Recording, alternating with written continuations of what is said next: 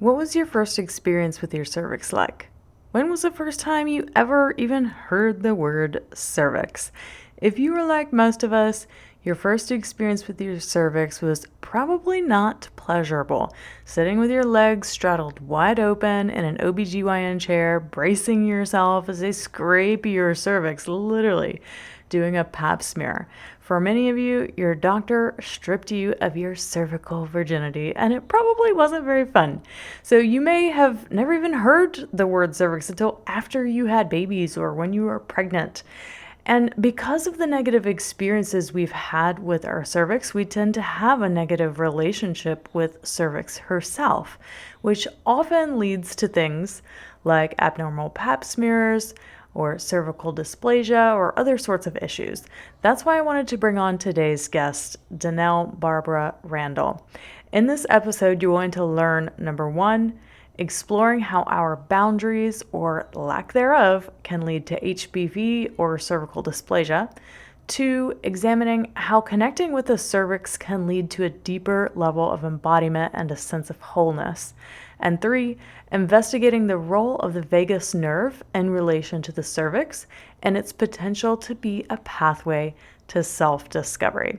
And my favorite part of this interview, Denell is going to share with us how your cervix is literally the mouth of God and part of the God path for those of you that are really interested in the spiritual aspects of cervical awakening and self-discovery. This is one of my all-time favorite interviews, so be sure to stay tuned till the end. A bit about Denell before we dive in. She is a women's integrative health coach and wellness educator, guiding and specializing in cervical health and pelvic well-being. Her work focuses on utilizing habit and behavior change through lifestyle medicine to support the cervix and the body as a whole to heal and integrate all on its own. So Denell works to help women holistically heal abnormal PAPs and to deepen their relationship with their body. She has her master's in integrative health, and she's the author of a book, Informed, Aware, and Empowered, a self-guided journey to clear PAPs. Also, be sure to check out the show notes of this episode because she is giving you guys a special gift of 25% off of her signature course, Cervical Wellness Online. The coupon code is CW25GIFT. So that stands for Cervical Wellness 25 Gift. So be sure to go to the show notes, check out her course. Super amazing stuff. All right, here we go. This is the Multi-Orgasmic Millionaire Podcast, the only sex podcast for 7- and 8-figure conscious leaders who want to embody their pleasure and have the best sex of their lives. I'm Tilly Storm, top 20 sex coach in the world, and your host today. Hi, Denell. I'm so excited to have you on the podcast today. How are you doing? I'm doing great, Tilly. Thank you so much for having me. Yeah, well, I am so curious about your entire journey and what all you're doing to help women heal their cervixes. And yeah, I would love to hear the short, condensed version of how in the world you got to doing what you're doing. Yes, I will do my best to keep it condensed because I'm sure, as like these journeys, we can reflect back and it's actually like our whole life leading us to where we are now. But in short, I'd say that my journey started at the age of 19 when I had my first abnormal pap smear. Upon reflection, I think it was actually my first pap smear I ever had and came back like abnormal. But because I was young, they said that I didn't have to worry about it. And they just sent me out the door. And I realized now that I didn't even know what a pap smear really was checking. I don't even think I had heard the word cervix at that time. I just knew that I had to go. So, I continued my life. I was going to college and I was living a fast college girl lifestyle and, continued to have pap smears that were abnormal. And throughout that entire time of let's say the first 3 years of having abnormal pap smears, no one ever explained anything to me about my body. Again, I didn't know why I needed to have a pap smear. I just knew that I was diagnosed with HPV and I had something called cervical dysplasia. And like I remember thinking like, okay, well, this sounds big and bad and scary, and that means something's wrong in my inner regions of my female pelvis. But I was just so disconnected and so dissociated from my body at that time that I didn't even think to ask any questions. Yeah. So as the years go by, it got worse and worse. And, much to the chagrin of my practitioners, I actually denied most of all of their treatment options because I didn't really feel good about having surgery on my reproductive organs at such a young age. And I also went online and read all sorts about like women's experiences of losing sexual sensation, of having their cervix dilate during birth. And so I just didn't want to have any surgery done on my cervix. And so, the cervical dysplasia got really bad. Actually, it was that SIN3 cervical dysplasia, which is like the step before it's considered stage 0 cervical cancer. And I was young. I was 22, 23 at the time. And my doctors basically told me because I wasn't, quote, listening to them, that they would see me when I had full-on cervical cancer. And so at that time, I didn't have any sort of embodiment practice. I wasn't taking care of myself at all. I wasn't really connected to who I am at all. And it was in that moment of facing cervical cancer, and I truly thought I was going to die an early death from cervical cancer. I had a moment of like inner awakening. It felt like my body turned on, like the light turned on for the first time in my whole life. And my body said to me, Denell, like something's wrong and we're going to figure this out. And so that was at the 4-year mark of having abnormal pap smears. And so that was really the stake in the ground moment where I decided to change everything in my life. I changed the way I approached my body, the way I treated my body. I started reflecting and looking at the way I was engaging in sex and treating my body in sexual relationships. And it took 3 years, but I ended up figuring out how to heal my cervix myself. And at the 7-year mark of having abnormal pap smears, I got a call from my doctor saying that my cervix was completely healed and the HPV was no longer present in my body. Or they couldn't find it. They tested for it and the HPV wasn't showing up anymore. And so it was at that moment that I realized like, wow, I'm probably not the only woman who is experiencing this. And I think I should start talking about this. And little did I know is that there was a huge demand of women seeking information about the cervix, about how to heal their cervix, and about how to deepen their relationship with their, what I call deep pelvis, in order to heal diagnoses such as HPV and cervical dysplasia or other, pelvic unwellness diagnoses. And so 7 years ago, I began my business, which is called Cervical Wellness. And it's just exploded from there. And here I am now being a person that talks about the cervix. When if you would have told me, when I was like 25 or so that I'd be doing this, I probably wouldn't believe you, because the cervix was actually such a source of pain for me and hardship.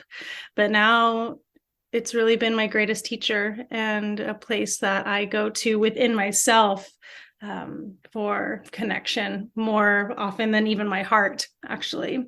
So that is my story in a nutshell. There's obviously a lot more, but Yeah, well, we get to unpack some things for sure. Can you tell me, what do you think was the biggest behavior or mindset or way that you were living that really resulted in the cervical dysplasia and the HPV? Like you mentioned, you weren't really having sex in an authentic way, or I don't remember exact words, but like what kind of sex were you having? Like what was actually going on for you? Yeah, well, I would say codependent sex, meaning I didn't put myself first at all in these situations.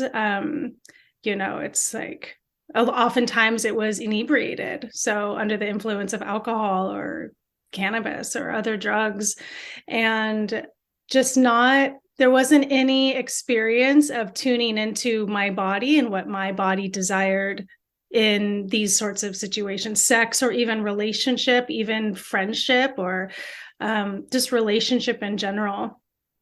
And so, the biggest theme that I saw in my life and that I actually see in many of my clients' lives is the sense of selflessness, is this putting others' needs before our own. And in particularly with sex, it is allowing penetration before we are aroused. And in fact, that can physically harm the cervix because in the female arousal process, the uterus moves up into the body, which creates space in the vaginal canal and pulls the cervix up into the body so that when penetration occurs, there isn't this like hitting experience where you like the cervix gets hit and you're like, oh God, I know we've all had that moment.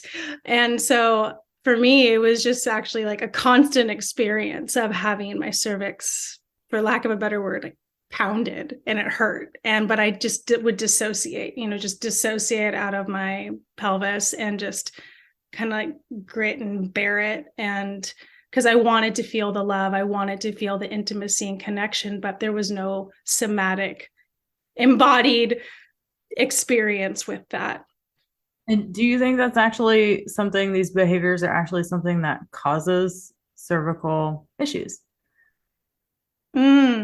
I think it can exacerbate it for sure. I mean, HPV, so the virus HPV, the only way it can get into our body is actually through microabrasions. So, like small cuts and tears in the flesh. So, usually, I mean, in my mind, when I think about like allowing penetration before you're ready, and there's like, it's not lubricated and there's maybe some friction like that can create micro tears. And so, when I think back to my behaviors, like I was living a life that would I let my boundaries drop all the time, just let people cross my boundaries. And the immune system is a boundary system. It differentiates between self and other. And so, like metaphorically, and I see the HPV infection as an indication of a crossing of boundaries, of either allowing the boundaries to be crossed or them having been crossed, against your will. And so, with cervical dysplasia, the way that cervical dysplasia develops on the cervix is actually, I see a message from our body to say like, hey, I need you to actually be within me and be connected and aware and like being a voice for me in these experiences of sex and intimacy. Because oftentimes, us women, we don't want to use our voice when we are starting to become intimate with someone. We're afraid of being rejected, or we're afraid of making them mad or frustrated. And there's that codependency of putting their needs and desires before our own. And so, in gynecology, they won't say that this causes cervical dysplasia, but from the thousands of stories that I've received from women, like, yes, I do think that these behaviors are a cause of it. And that's why one of my biggest talking points is to use our voice in our life. And it's not just sex, it's also relationships, and it's also standing up for ourselves, or in, our place of employment or whatnot, but really standing up for our body and what she wants and needs in the situation. Yeah. And the Dallas tradition, I teach the jade egg practice, and there's so much that we talk about and discuss around stuck and stagnant energy in the deep vagina, the vaginal muscles, the cervix itself, all of the pelvic organs, the female organs, in particular the uterus, the ovaries, all of it, that we tend to store stuck and stagnant energies inside that end up leading to a lack of a flow of chi through the body and through the pelvis. And that lack of flow, and it creates a stagnation, which creates disease, that creates things like fibroids or cysts or polycystic ovaries or anything like this that you're sharing too. So it's interesting that, we have Eastern traditions that totally recognize the link between some of our behaviors and really blocking the flow of energy through our life, and then that resulting in a disease of some sort. Yes. But yeah, I know that Western medicine wouldn't really recognize it as the source of it. No. And actually, it was the jade egg that was one of the first practices I began to reestablish connection with my pelvis, and it was very overwhelming for me. Actually, the first time I used it, I think I like fell asleep, actually. Like, it was just like, whoa, my body just couldn't handle all the energy that started to move from, having that awareness there.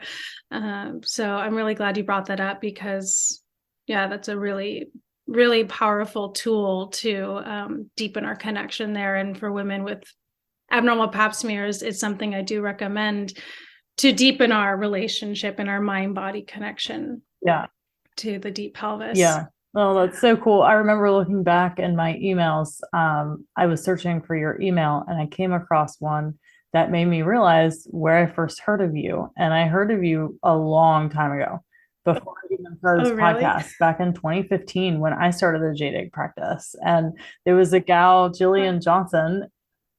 Do you remember? Yeah. Oh, right. Well, she had featured you on her podcast, I believe. And that's how I had found out about you in the first place. So I've known about you for a long time. Wow. That was a long time ago. Right? Yeah, freaking 8 years. Good Lord. Oh my gosh. Time is weird. And then to see where you are now and how you're helping other women to heal, the issues, then I don't know what else to call them, but there's so many different things that can happen, and gynecological things with your cervix. It's just incredible that you're such a resource for women who want to heal themselves naturally. So can you tell me about that journey of the deep embodiment work that you're really doing with women, and with yourself, if you want to share that? What all are you doing to help them heal this holistically? Yeah. So, I mean, it all started with myself. So even though I help the women now, all these things that I do teach and guide women to do, I've done myself. And the first piece for me is actually very simple and basic. And when I tell it, sometimes I'm like, oh, does this even matter? But for some women, it might matter. For me, I had to actually become okay with just putting my hands on my pelvis in a loving way, like being able to touch my vulva and cup my vulva, even just looking at my vulva in the mirror. I had a practice for a couple years where every morning before the shower, I would take my hand mirror and be like, what, let me just see. Because I actually would have a revulsion at the beginning of this journey. I would feel just oh gosh, I don't want to even, oh God, it looks weird. Yeah. The disgust and just the judgment, so much judgment. And, before I went on this journey, I would actually take my fists and beat my womb because I was so upset as to what was happening. I would hit myself. Yes. Wow. I know. So that's why this first step for me was just can I lovingly touch and gaze upon my body? That was when I was in the peak of the cervical dysplasia. And, when I was I'm going to die. Wow. So, then what I guide women to do is just to take steps. And so the first step would be to bring their mind down into their pelvis with practices such as the jade egg or using a wand and doing like intervaginal acupressure, not necessarily masturbation, but like, can we just be present with the sensations as we are penetrated? Also, like doing a cervical self-touch practice, again, not for pleasure. That is like a whole other track. This is just purely for, can I be present with what is arising for me when my cervix is being stimulated, touched. And you can do this with yourself, or I had a partner at the time, so he would actually, I would like ask him to please like penetrate me and just like don't move, just like hold there with like you all the way in, my cervix touched. And what would happen undoubtedly was like I would start shaking, I would start crying. And what I realized was that I was like unpacking my pelvis of the density of like energy, of memories, as you said in the Taoist tradition. It's like if there's like a blockage of the chi, like as the energy started to move, like the emotions started to move. So now, like, those are, I mean, that sounds pretty basic, but those are really like the primary steps that I took to start to embody my lower half, my deep pelvis. And it was consistency over time. That's what a lot of my clients come to me about. They're like, Denell, I've done this a couple times and it's not getting better. I'm like, this is like possibly a multi-year thing, my love. Like, you have to show up again and again and again, doing these practices and being with yourself and feeling your cervix and like bringing your mind there and touching your body and being present with what is there. And then over time, like that mind body connection will be easier. It will flow more easily. And so in these days, I don't really have to do much to feel connected to my cervix. Like, I can even now just like feel my cervix and relax the muscles around my cervix and my vaginal canal and create spaciousness there and softness. And so now in my life, and for my clients who have healed and they're like, I still want to deepen my connection with my cervix. I'm like, okay, well, now while you're walking in your day to day, can you get out of your head and can you bring your awareness down into your pelvis and anchor your awareness in your cervix and move and be and act in your life from there, make choices from there, speak from there, create from there, not from the mind, not even necessarily from the heart, like go deeper in the body. Because when we're connected to cervix, we're actually connected to the whole body. We can't, I believe we can't be fully embodied unless we are also embodied in our cervix because of the vagus nerve, which I know, I'm curious to hear what you know about the vagus nerve. So for me now, cervix is just an anchor of embodiment. If I tune into my body and I'm like, oh, I am not in my deep pelvis, I'm not in my cervix, like I need to like drop in even more. And from there, I have found anxiety has evaporated. I am more grounded in my life. I'm not seeking for validation, all these things. Yeah, I had a very similar experience with the dearmoring, which is the process that you went through with the shaking and the crying and the emotional baggage. The same thing happened for me. It was with jade egg practices and then yoni massage. I was learning Tantra with my first Tantra teacher back in 2015, 14 or 15, somewhere around there. And then the yoni massage, when he would go to my cervix, having the same sort of visceral body reactions, my nervous system just unwinding and releasing all of the junk, all of the disgust, the shame, the guilt, the fear, all of it. And yeah, vaginal reflexology, those sorts of things were really powerful practices to bring me into that root. And I'm curious if you had a similar experience of like actually feeling the butterfly sensations, that feeling of aliveness, that Kundalini energy waking up inside of you. Did you feel that sort of awakening happening?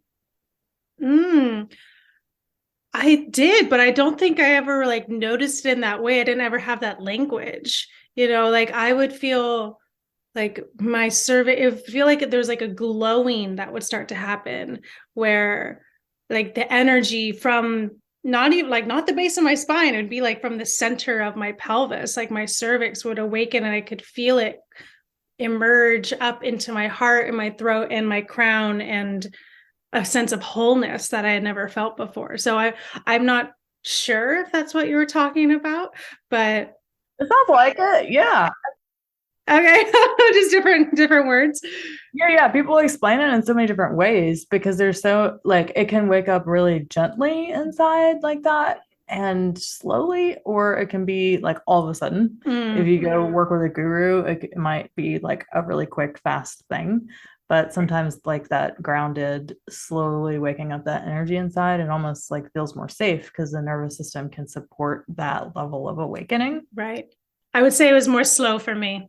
Yeah. And when you're doing it with yourself or with a partner that you're not really trying to awaken that energy inside, it's generally more of a slow process. So it sounds like what was happening. Did you get blasted open? Well, the one thing that was a blasting open was jade egg and the release of shame from my body. But that was before I really started doing specific cervical de-armoring. So I did have a blast open from only being able to orgasm in one way to all of a sudden being able to have all the different types of orgasms and multiple orgasms. That was like, I woke up one morning, shame was gone, and boom, I could have all the orgasms. But wow, yeah. That's goals. Yeah, but the cervical stuff was more slowly. Okay. Mm-hmm. So tell me about the concept of cervix itself. I found your episode that you did with medicine stories, and you talked about that then, and it was just like, oh my God, I have to talk to her. And I think that's when I reached out to you. We were talking about cervix's self. Tell me about that concept and what that really means. Yeah, this is a really, really deep one, and something I'm still sitting with, because I've come to know cervix as this place within the female body that when we are connected to her and in relationship with her, that cervix guides us to like who we are as a unique individual on this planet. And okay, I'm going to do my best to try to explain this. So going back to the vagus nerve, I'm going to like address a couple things to kind of encapsulate what I mean by cervix itself. So going back to the vagus nerve, if your audience doesn't know, is one of the 12 cranial nerves that comes out from the brain in the brain stem. And unlike the other cranial nerves, which go down into the spinal cord, the vagus nerve comes out of the back of the skull and innervates our throat, our heart, our lungs, our liver, our kidneys, most of our intestines, and it comes down to the top of the womb, wraps around the womb, and terminates in the face of the cervix. So it also, I think, it innervates other major organs as well. So the vagus nerve is also called the God pathway. I've heard this said in other traditions, and so the very end of this nerve is in the face of the cervix. And the face of the cervix is the part of the cervix that's exposed in the vaginal canal. So cervix has a face, that is the part that's exposed in the vaginal canal. And cervix also has a mouth, which is the cervical os, or the opening. So cervix has a face, cervix has a mouth. Basically, cervix is just like another you, like your face, your mouth, just like down below. And right around the mouth of the cervix is where the tip of the vagus nerve resides. Like it bifurcates and there's like two nerve ending ends on either side of the mouth.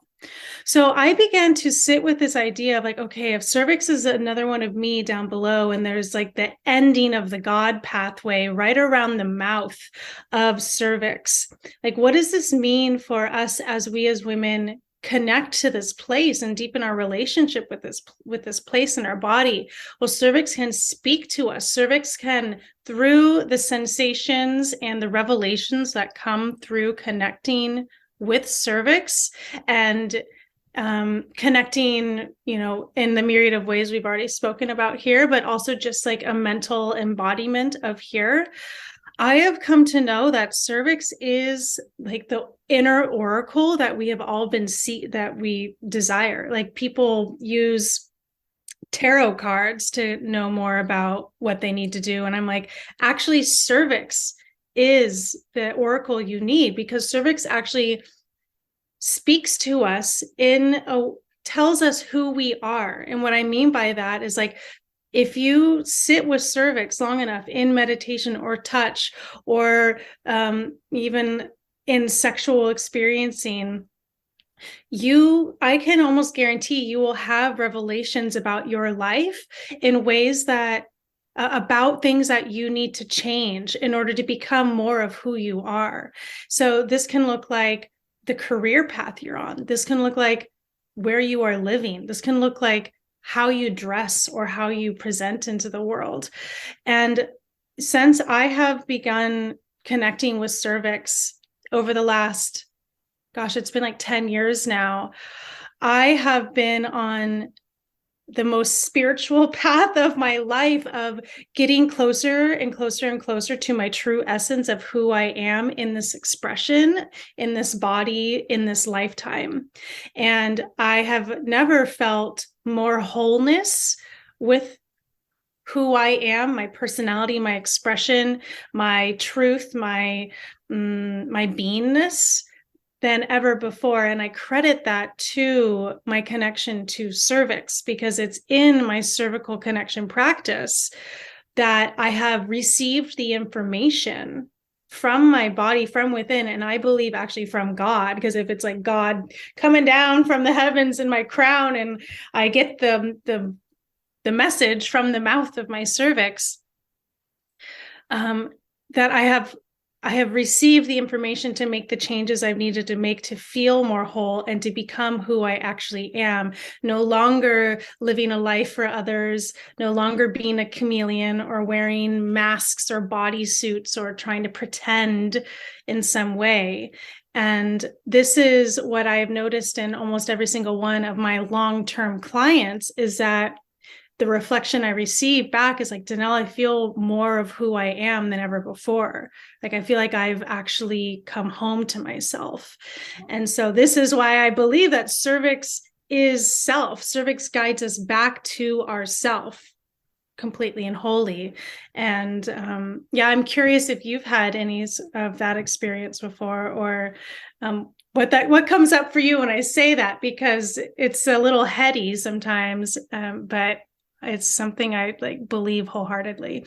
Yeah, it's like trying to describe a psychedelic experience. Yes, it is. There's not many human words for it, because when you've experienced this, so it's all experiential, and to try and put these very heady or concepts in language, it almost is a disservice. But I totally know what you're talking about.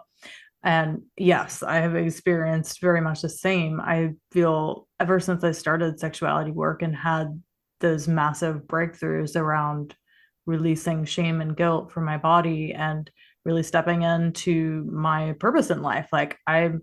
It's so interesting how many people just don't know their purpose or don't feel like they're living their purpose. And to me, it was just like, well, duh, yeah, that's it. Like when I started on this path, it was just like, yes, like this is what I meant to do with my life. And I never looked back. Right. So that it was very immediate for me in terms of like coming home to myself, coming home to purpose, coming home to me and my identity. And I would say that's probably one of my strongest things about me is that like I live my purpose, I live my truth. And there's this level of freedom in that's amazing. Yes. And it's hard to even imagine or fathom of not living that would even be like. So yeah, it's hard to even describe how it happens, but it does. Right. And yeah, I mean, Yeah, it does happen. And that's why I said earlier, like, you just have to keep showing up Mhm. for yourself in this journey. And because a lot of people want a quick fix, or they're like, why haven't I had this awakening yet? Or why haven't I felt this connection? I'm like, you just got to keep doing it, keep taking the actions, keep showing up, and things will start to shift in some way, maybe not in the way that you expect. And that's another thing, is like cervix guides us to who we are, not who we want to be. And that was a hard truth for me, and is a hard truth for many of the women that I work with when they're healing abnormal pap smears. I'm like, sometimes what you need to look at and address is what you are most avoiding, and that you don't want to change, or that you don't want to confront in your life. And it's not all beautiful and exciting. It's sometimes it's really hard and maybe even dark. And but I still encourage everybody to keep showing up, because that over time it does change. Yeah, and probably the same thing happened for both of us. We never in a million years thought we would end up doing the work that we're doing now, right? Like, holy Oh God. dude. No, I think I wanted to work in like the Forest Service or something. Like, I'm trying to be like, what did I want to do? I'm like, yeah, I don't know. I wanted to be like a marine biologist, or work in I wanted to be out in nature. And here I am talking about the cervix all the time. I know. Yeah, it's the same thing. Yeah. So, yeah, definitely not what you think you are, but what you are. Yeah. What does your cervical practice look like? Like, what do you do to connect to your cervix and Mm. voice? Yeah, well, one thing I like to do regularly, or not regularly, maybe once a quarter, is I like to look at my cervix. So I have a speculum, and I have a mirror, and I have a light. And the first time I ever did that, I actually cried. Have you ever seen your cervix? Yeah, I did the same thing. It was one of the most powerful experiences of my life. Yeah, I didn't even expect it, but I like burst out crying. So that is just, I feel like it's, especially for women who do have diagnoses, it can seem like this like big bad wolf, like, oh God, it's so scary. But then when you see the cervix, it's not very big. And it's like pink little round donut. And sometimes if there are issues, there might be a cyst or a polyp, or like discoloration, inflammation. If you do have dysplasia, you might see it. But there's something about like facing it, like seeing it, and just gazing at your cervix is just so powerful for me. Actually, now that I'm saying this, I'm like, it's about time I do that again. It's been a few months. Me too. And then, oh yeah, let's have a cervix gazing party. And then my cervix practice looks like I really love to do cervix massage, like with a crystal wand, where just if I don't feel like I want to put my hand, like deal with all the body positioning to get my fingers in there, I'll use a wand, and I love to just like massage around the cervix and just create like release tension and create space around cervix. Or then sometimes even in the morning when I'm in the shower, I'll just like touch my cervix, just be like, oh, I'm just going to connect and see and feel, and just like 5-10 seconds, just like be there connecting to my cervix with my hands. Always make sure that your nails are like somewhat trimmed, because cervix doesn't like to be poked with nails. But other than that, I have a pretty consistent and regular, just like inner checking in process. Like I do this when I'm in like doing really boring muggle things, like going to the DMV, or if I'm like waiting in line or sitting in traffic, I'll like, even with my eyes open, I can just like, I have a visualization that I use where I like bring all my awareness in the center of my brain. And then on an exhale, like a stone falling through water, I just like drop my awareness down my body, the central channel of my body. And I'll just like anchor it. I'll just bring my awareness into my cervix and feel into like my vulva and my vaginal canal, and notice if there's any tension there, and just through breath bring spaciousness there. And it's really curious to do this out in public. Like if you're sitting at a park, or again, if you are waiting in line, I don't know, at the DMV or something, like people notice when a woman is connected to her cervix. Like I've had people like look at me, or they're like come and want to like stand by me, and or like people, I don't know, I've been like given things like, oh, here's a free coffee. And I'm just like, wow, I was just connecting to my cervix here. But I do believe that there's like a magnetism that happens within our energy field when we women are dropped in. And so I like to invite my clients just to play around with like, what is it like to be out in the world and connected to your cervix? Because the world shifts around you in a very interesting way. And I find it fun. So Yeah. yeah. Well, you definitely have, I don't know how to explain it, but some sort of magnetism. And Oh. I can tell that it's from being so connected to the truth of who you are and that deepest core part of you. I've explained on this podcast a couple of times about the first time I touched my cervix, and it like, bawling because it felt like I saw God and connected with God for the first time. And I had Wow. like, I didn't know about the God path. I didn't know about, well, maybe not as much as I do now, anyhow, about deep tantric and Taoist things, about the Kundalini channels and Ina and Pingala nadis and all these things that they have already mapped all this out, but I didn't have language for it then. And yeah, I mean, there's definitely this magnetism that I see in you and feel in you because of that deep connection. It's very palpable. Oh, well, thank you for that reflection. Yeah, I see it in you too. I mean, I don't know if you share the video, but you're radiant. So, Oh, thank you. You connect to the cervix, friends. You'll become radiant. It's the best cosmetics. Yep, absolutely. Could you share more? What did you say? The Pingala nadis? Could you speak more about that? Yeah. I mean, I'm sure that's a huge concept, but you just piqued my interest. Yeah, for sure. I teach this in the 8 types of orgasms training that I have, but this is a very advanced training. So only like people who have worked with me in my base program, then they can move on to this stuff because it's like a lot. But in Tantra, you have different nadis. You have the Ina nadi, the Pingala nadi. Ida is the feminine, Pingala is the masculine. So the feminine Ida runs on the left side of the Kundalini channel that's also called Sushumna Nadi. And then Pingala runs along the right side of your body, which is the masculine side. And when these two begin to wake up along the side of the Kundalini or Sushumna channel, they start to intertwine, which is where you see all of this ancient snake thing, a Kundalini being looking like a snake, like it's often depicted as a snake. And you'll see when you look at different chakra art that there's this intertwining of two forces or energies, and those are the masculine feminine energies intertwining and therefore waking up Kundalini inside of your body.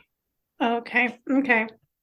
Now that you've said that, I'm like, okay, I think I've definitely heard that before, but thank you for sharing. Yeah. Does that start in cervix, or does that start in the spine? Yeah, that's a great question. So I think that it depends on the person, because it's like the root chakra, you can locate it in really anywhere, right? Like these are our suggestions for it are just that, they're suggestions, but your root could be in your cervix or your perineum. It just kind of depends on where you feel it and where you locate it. So it's the same thing with that. I think some people may feel it closer towards the spine. Some people may feel it closer towards their cervix, but it's something you got to feel into. Oh, I've never heard someone say that before, and I really appreciate that, because yeah, that makes sense. That is, where do you feel it in your body? We're all different. And yeah, I really thank you. Thank you for saying that. That really resonated. Very cool. Awesome. Yeah. All right. Well, I would love to hear about what you do for people, how you help people, what you offer. I know you have several different things. Your website's awesome, super thorough, and so many resources. So tell us a little bit about all that.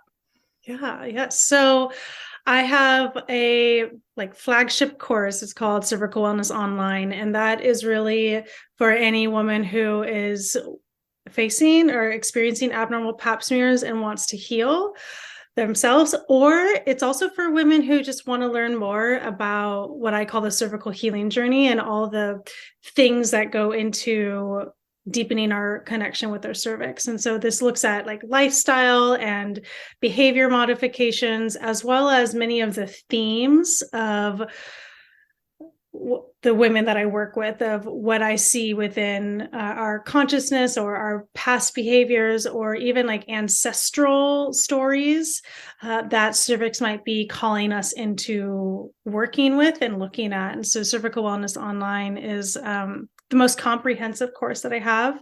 But for the women who perhaps are on a budget, I also have a book. It's called Informed, Aware, Empowered, A Self-Guided Journey to Clear PAPS.